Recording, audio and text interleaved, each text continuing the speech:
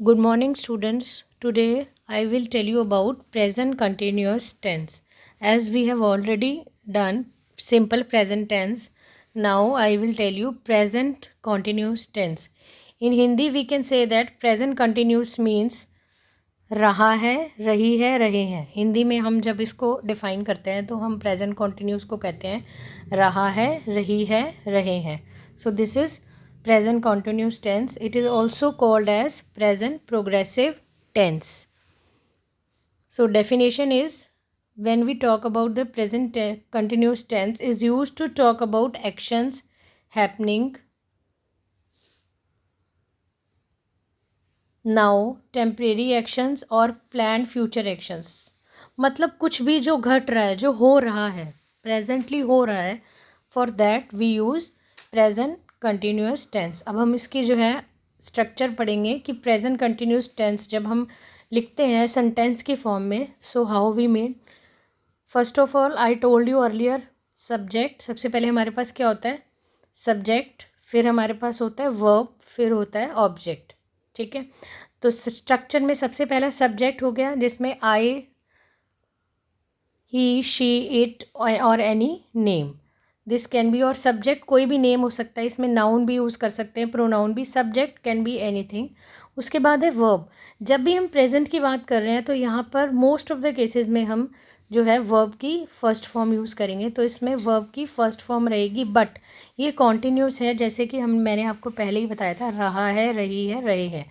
तो इसके अंदर जो है हम क्या ऐड करेंगे? वर्ब की फर्स्ट फॉर्म के साथ ING.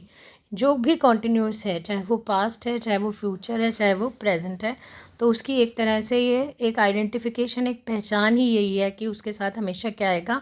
ING. जब भी कंटिन्यूस की बात आए then we will think as ING. So let's see here also.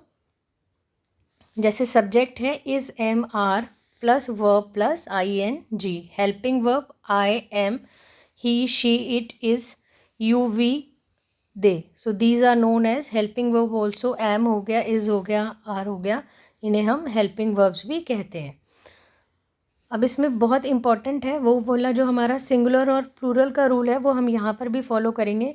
Singular के साथ हमेशा जो है हम क्या यूज़ करते हैं? Is. What we use with singular? Is. और प्लूरल के साथ हम क्या यूज़ करेंगे? आर.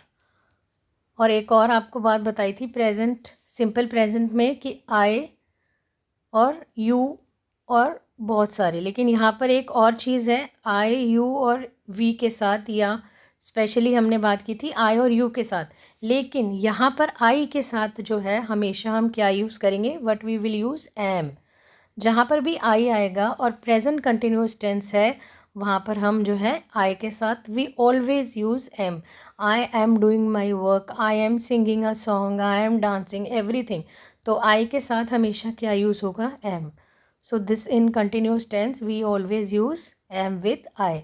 और अगेन ही, शी, इट, अगर सिंगुलर है, ही है, शी है, इट है, और कोई नेम है, तो उसके नेम में I can just taking, I am taking a name Anu, तो वहाँ पर हम क्या यूज़ करेंगे? इज़.